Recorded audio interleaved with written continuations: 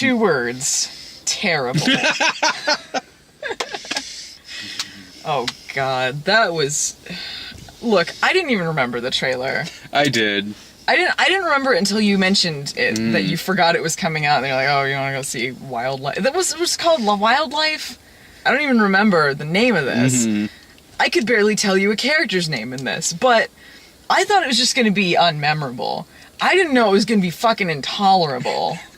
Neither did I. I went into this thinking, like, this is probably going to be this year's Rio 2, in that it's not good, but whatever.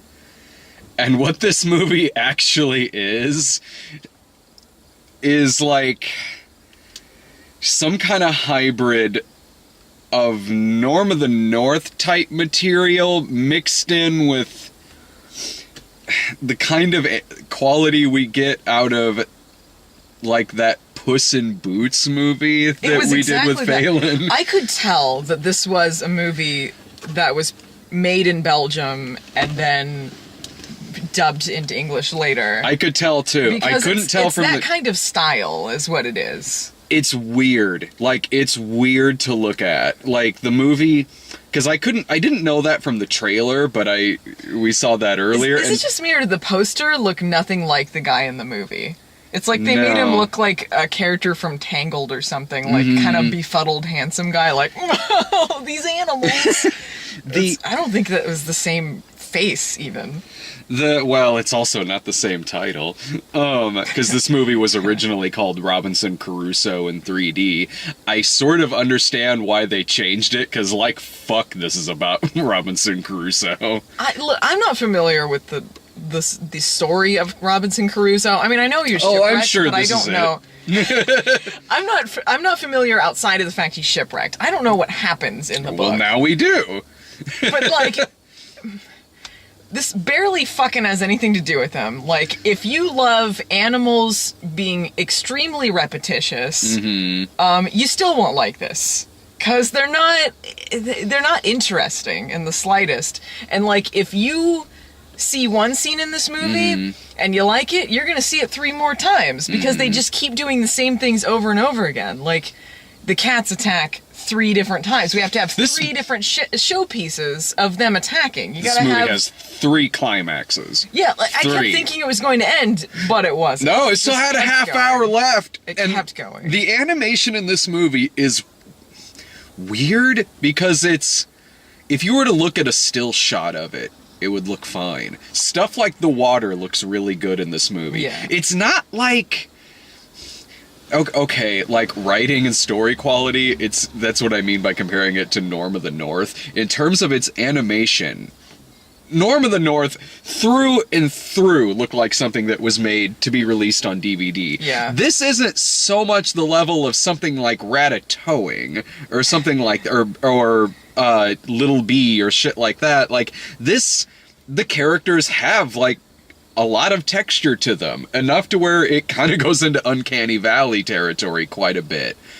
But when they move, it's weirdly robotic. Like, it's almost like you can see the animation program right in front of your eyes. It's like, the characters look fine, but they're very robotic in how they move. There's a part in the movie where Robinson Crusoe is getting a bunch of shit out of his barrel and stacking a bunch of stuff, and it looks like in what in a Pixar movie might be like a fast motion sequence, but in this movie it's like normal, and it looks so odd. It looks like I sat on the remote and it's kind of going in 1.5 speed. That's kind of the pacing of this movie. It feels tonally the pace of this feels like something that would be put on in the background at a preschool. Like, just there for background noise, not particularly engaging, or threatening for the kids, which is weird considering how much death is in this. There is a lot of death in this movie. When this movie starts out, the movie's told in flashback, which, when the movie starts out, this ship of pirates find Robinson Crusoe hanging from a rope on the island by his waist. And so they get him and the parrot, they get him on their ship, and there's a cat that's on this ship, and like one of the pirates like kicks the cat onto like this rope, and then the cat falls. That's the last time we see that cat in this movie. Very anti-cat movie. This movie is blatant anti-cat propaganda. Every cat is evil and murderous. Yes. Even from birth. Evil and murderous.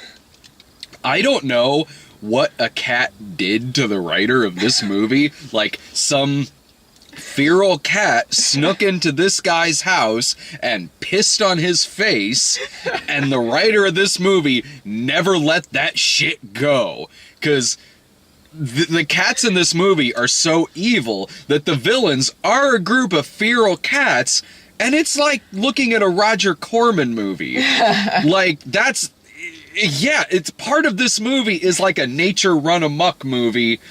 Like fucking Strays, or... It reminded me of Strays, but it wasn't funny like Strays. No. Because Strays is a horror movie, and it's funny because that's the concept they went with. Though there is some creepy parts to it. So, you know, they did the best they could with what they had. But when you're going to do, like, an animated movie like this, you can do whatever you want with it. You can make whatever animal you want the villain. You can make anything. Feral cats. Yeah, like, there could be any villain in this. And when we saw the cats on the ship, I didn't know they were setting up the villains. No. And then when they show up on the island, I leaned over to you and I was like, are you kidding me with this?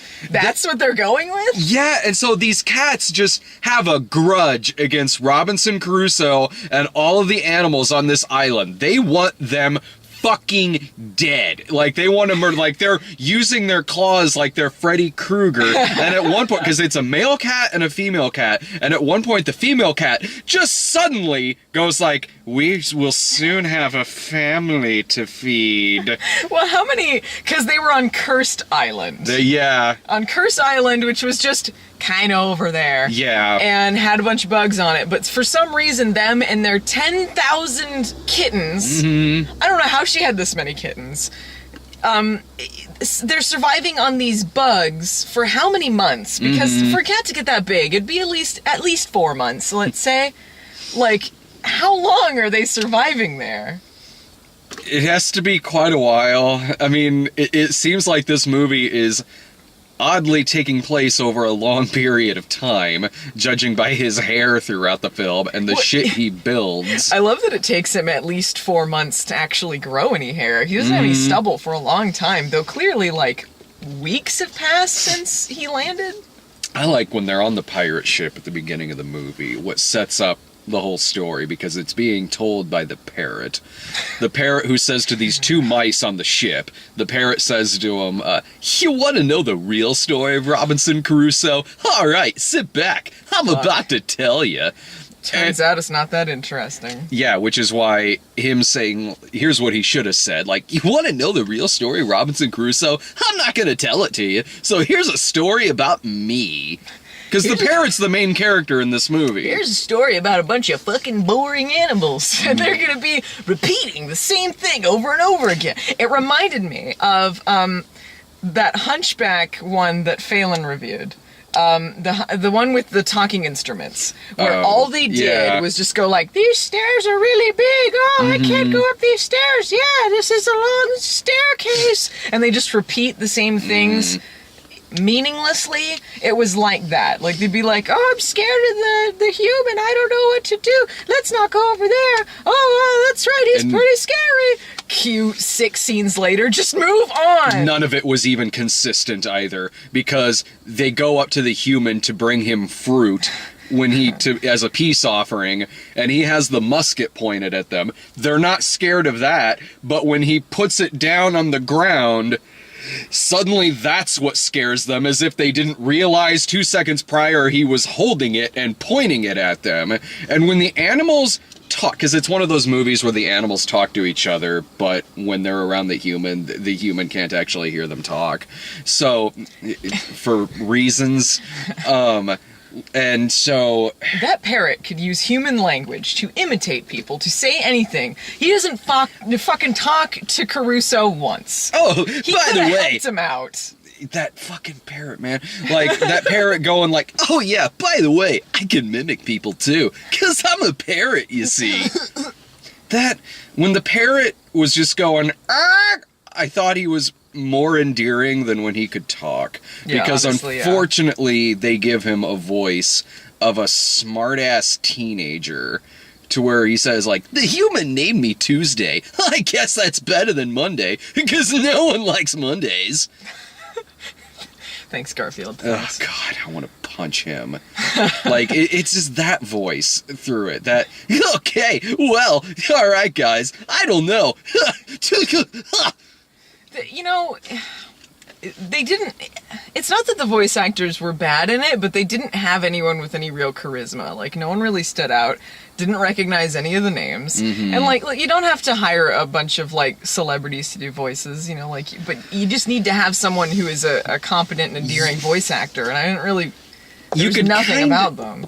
You could kind of tell in some aspects, like, who they would have gotten if they could. Yeah. Because that pig was like... It would have been Sassy Black Lady. It would have been like Wanda Sykes. Yeah. And if this person was still alive, that female cat absolutely would have been Eartha Kitt. Yeah. And actually, that would have actually saved the movie, He was honestly. doing an Eartha Kitt thing. Yeah. Yeah. You know, when I realized that this movie was going to be a really long sit, is when the animals are taking shelter from the storm at the beginning, Mm-hmm. and there's a running joke about a pineapple, Mm-hmm. which is never funny at any point.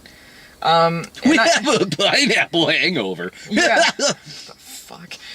They're carrying this pineapple, and then I say running gag, I just mean for that scene only, as if that meant anything. And they're like, oh, we have this pineapple, and they're going up a mountain, and the parrot drops the pineapple, and it rolls along the group of animals, and the stupid fucking goat falls on the pineapple, slips off, and is hanging onto the cliff's edge, or onto like a branch. And then there is an extended rescue sequence because of a pineapple mishap Yeah. that goes on just short of forever. And I was sitting there thinking, what am I even watching? I'm watching a bunch I of almost dumb leaned over to animals you that and said the slipped same on a pineapple. thing. And not to mention the fact that there's only... I don't know where these animals came from. Yeah, There's they're- only one of each. There's one goat, there's one pig, there's one... It was an iguana that... Is a chameleon. A chameleon. Oh, yeah, because he would like blend in sometimes. he's the predator. Is that how chameleons work? I guess. Exactly, yeah. There's only one of each, so that's kind of interesting right there. Yeah, did they just spawn out of nowhere, or did Yeah. all of their families get sent to Curse Island? It's a prison island for animals. You're annoying. You go live over there. All right. Well, I'm gonna go live with my friends now. Bye. Ugh, fucking parrot. I knew this movie would be a long sit early on for a couple of reasons. One, this is an ugly film to look at. It is always overcast, like raining, foggy. It's not even that kind of dreary. It's just it's there's no life to it. No. It, like I said, like it's 'Cause if not. it was spooky looking, maybe it would be something. Well, yeah, if it's meant to be dark and scary or something like that, yeah, totally. Like if it's like Kubo and the Two Strings or Paranorman or Yeah, something yeah. like that. This isn't that. This is like if, this is like if Rio 2, if they wanted it to look as dreary as an episode of The Killing, for reasons. But it's dreary looking, but then they downplay a lot of the death. Like, okay, when his ship crashes, his entire crew perishes. Yeah. And he's like, I can't believe everyone's gone. It's all the acknowledgement. He didn't care. He was on that ship for months with them, okay? And he did not care. It also, one of several climaxes this film has, when they're just chucking cats left and right. They're all drowning. Yeah, I'm like, it is not showing them land. It's a Milo Notice thing. Yeah.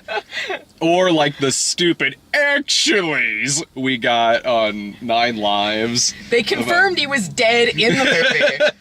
Oh, I forgot.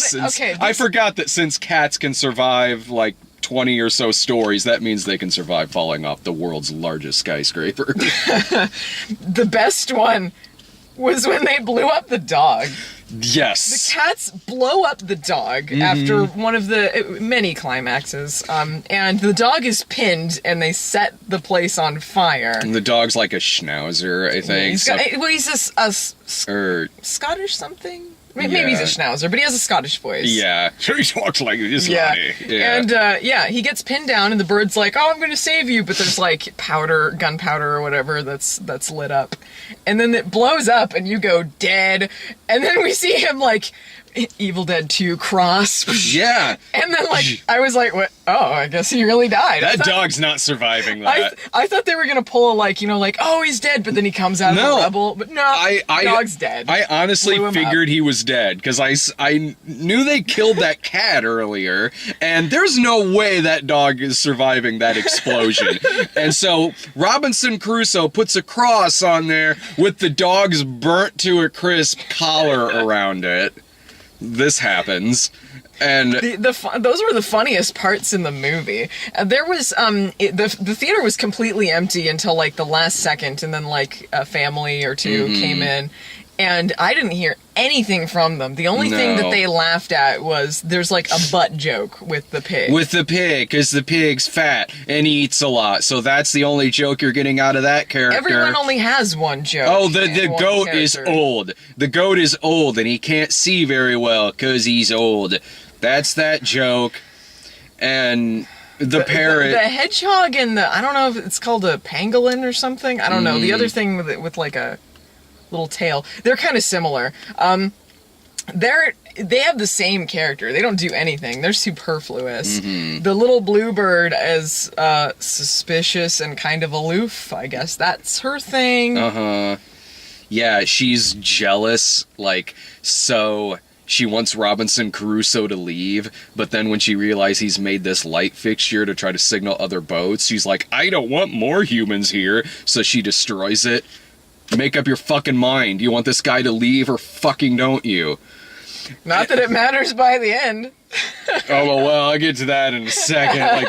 This is the kind of movie where early on I knew what kind of movie it was going to be, because I zoned out so frequently in this movie. Same here. And every time... We were both checking our phones a lot. Yeah, and every time I would zone out or check my phone, something new would be happening on screen. There's pirates fighting, they're trying to survive during a storm, I'm checked out, I look back up, goat is almost about to fall off the cliff, and the chameleon saves him with his tongue. I can't believe that you checked out during the iconic pineapple scene. Kinda, a little, I was like, wow, there is a lot of shit going on here. At one point they're talking about going on a water slide, I check out, something's on fire, and the cats are going down the fucking water slide. Oh, I was checking out during that because it just was constant, and it makes sense to know that this was in 3D. Actually, yeah. During those scenes, I can see that, but it's like if you were watching, that segment was an attraction that you would see somewhere, like the water slide attraction. Yeah. That goes on for way too long. If you just snipped that out, that would be the attraction there. Only you, audience, can help E.T. get back home. Me? Huh? And that was the first climax of this film, because I thought this movie was about over with. I thought that was the ending, too. I thought they were just chucking cats off there, and they were just going to die. But then the cats who were just as repetitious. They would constantly just like, the cats are thrown into the water and they'll go, we'll get our revenge. And then they're tossed away again. We'll get our revenge. They're tossed away again. And they still, by the fucking end, they're still showing up again. The cats are still showing up again. I don't know how many of them are actually dying or not.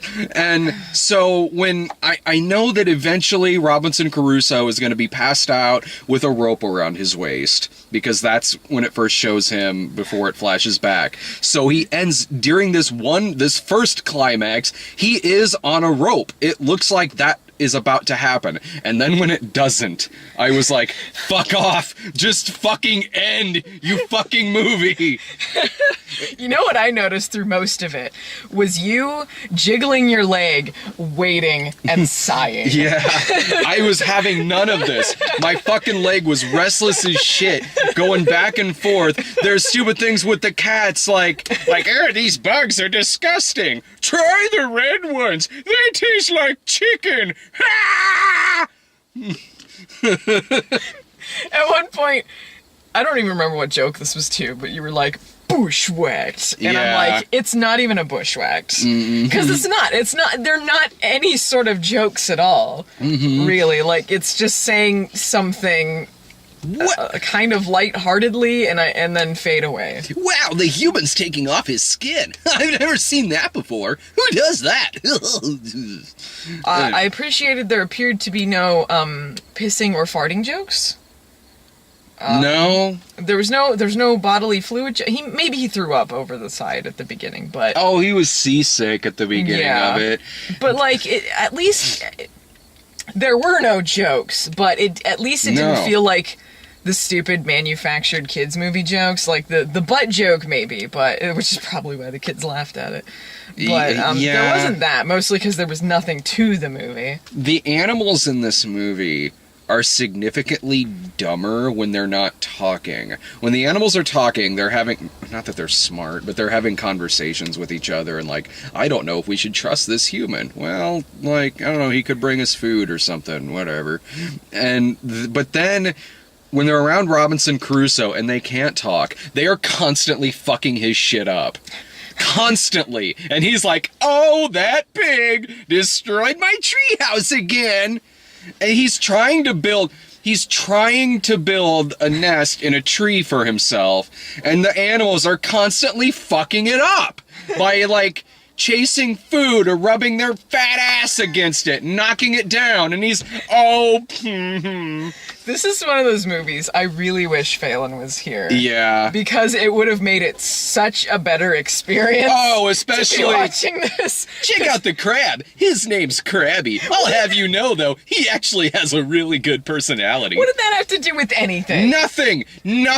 I didn't think he was called Krabby because he was angry. I thought he was called Krabby because he's a crab. But you know, the interesting thing is they can fish in this movie because fish don't matter. All other animals, you know, they can talk and they have sentience, but the fish, you can hunt the hell out of them. Yeah. It doesn't matter. Fuck They're not them. part of this island. Uh-huh. Yeah. The character design I liked the most, honestly, was the cats.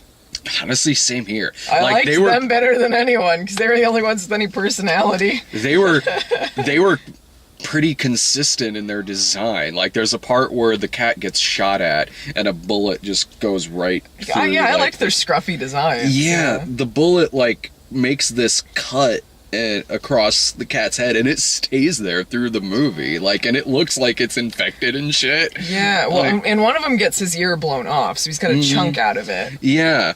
But that was interesting. That was texture and character. Yeah. And a lot of it was just flat. Yeah. Flat with their robotic movements. And then when after 2 or 3 more climaxes of these cats coming back to fuck their shit up again, because Lord knows when this fucking movie's gonna end, and then the pirates have them, so then they have to have this climax with the pirates, because the pirates aren't gonna take him back to England, and they want... It wasn't much of one, was it? Not really, With like... the pirates? It was just sort of like an oh, by the way. Yeah, well... Because the stuff with the cats, it went on forever, but it was like... exciting and moved around a lot, and there was energy to it. But like the pirates, it's just sort of like, hey, you should try to steal our boat, and the parrot's like, get back over here, I'm the captain. Yeah. It's time to go back home, Robinson.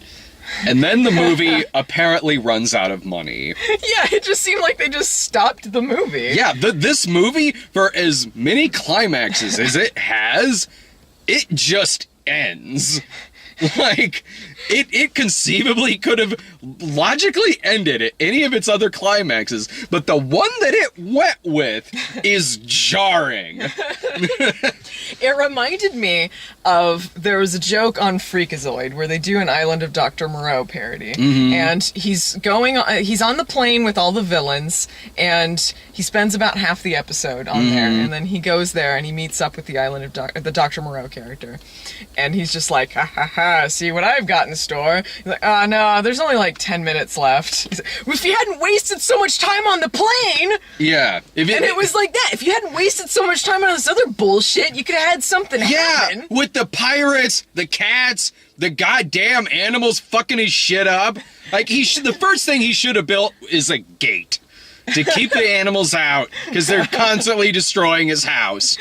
And so when it does end, it ends with him escaping the pirates and sailing back to the island.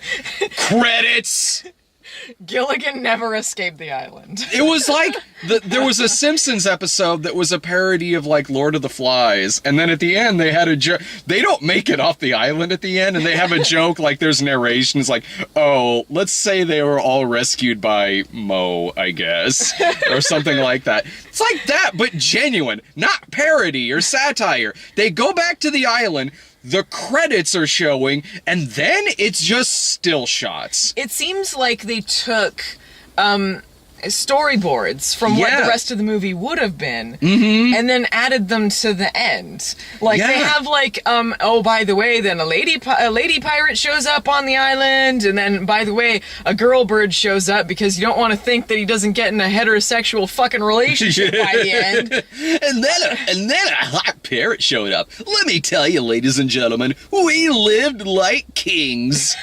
It's showing still shots of them, like, he's like eating like fruit, and then he's saying like, we had to rebuild the treehouse with some minor altercations.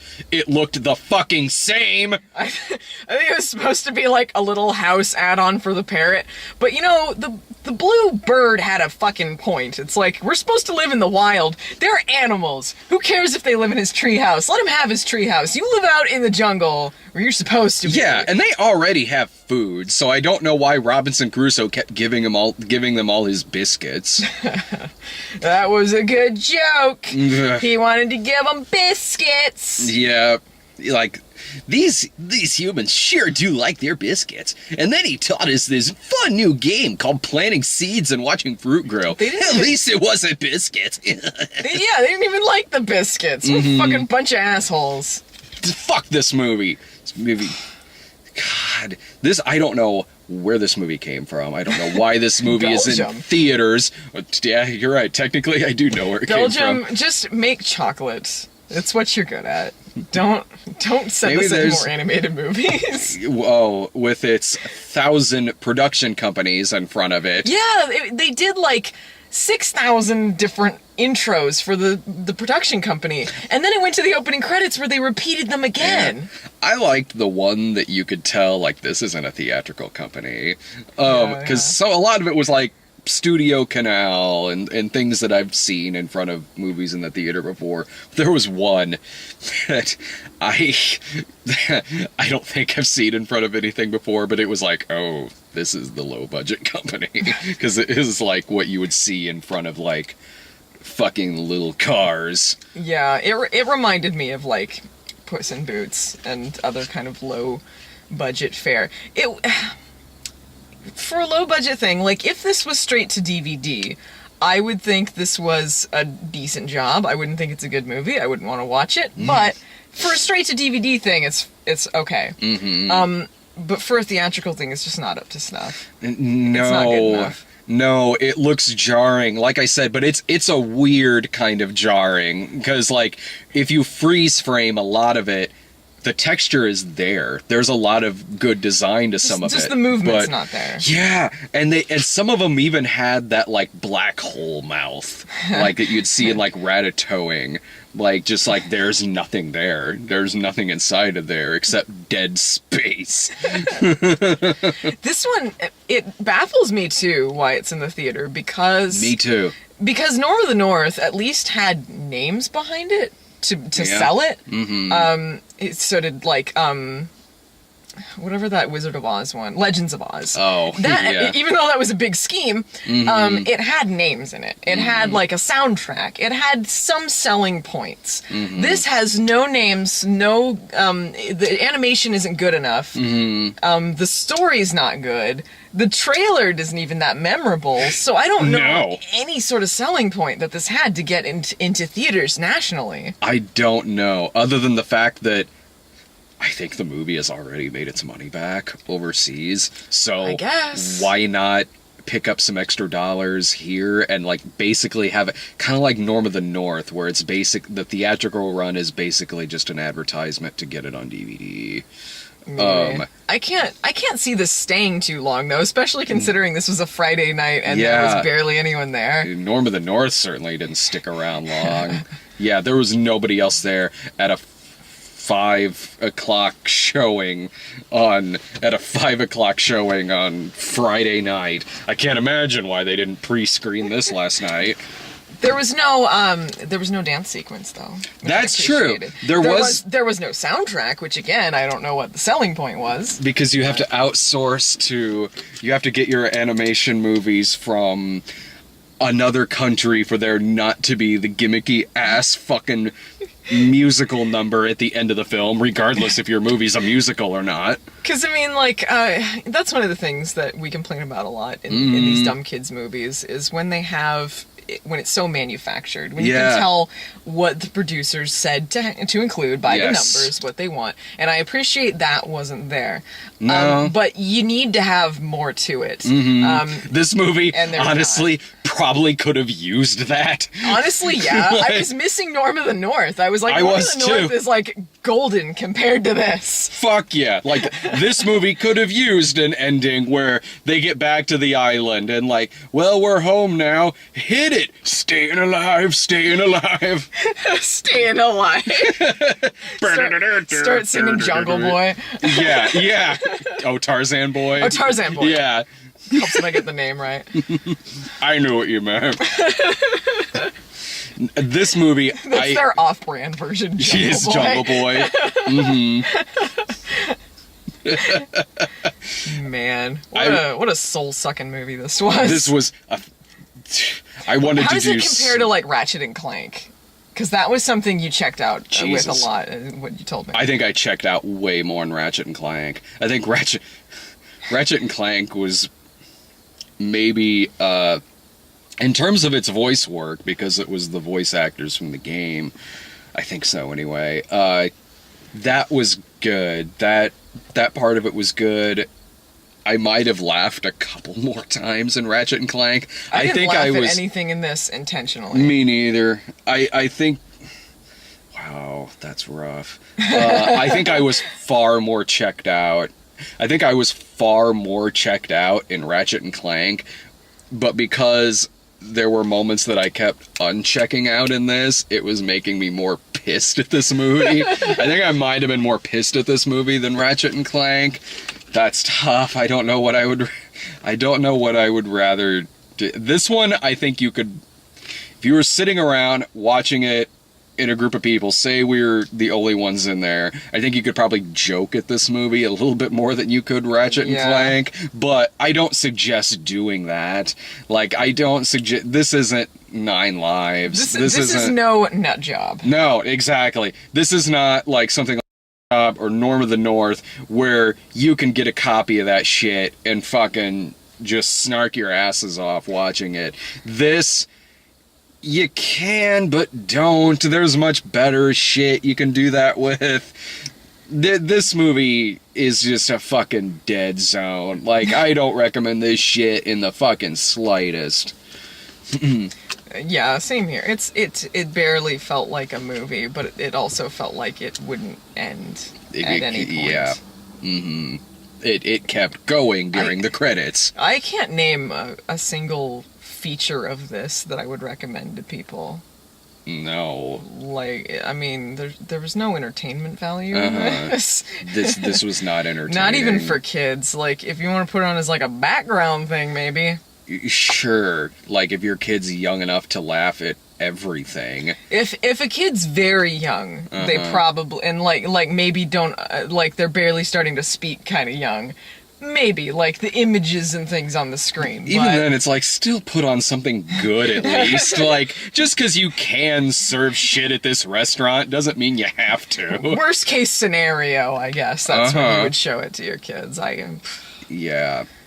Ugh. The wild life. Well, I am excited for... I got When the Bow Breaks in like a half hour. So I'm legit...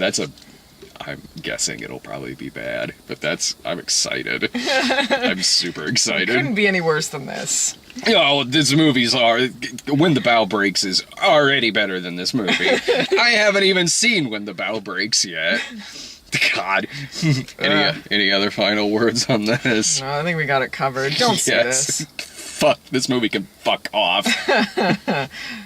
See it.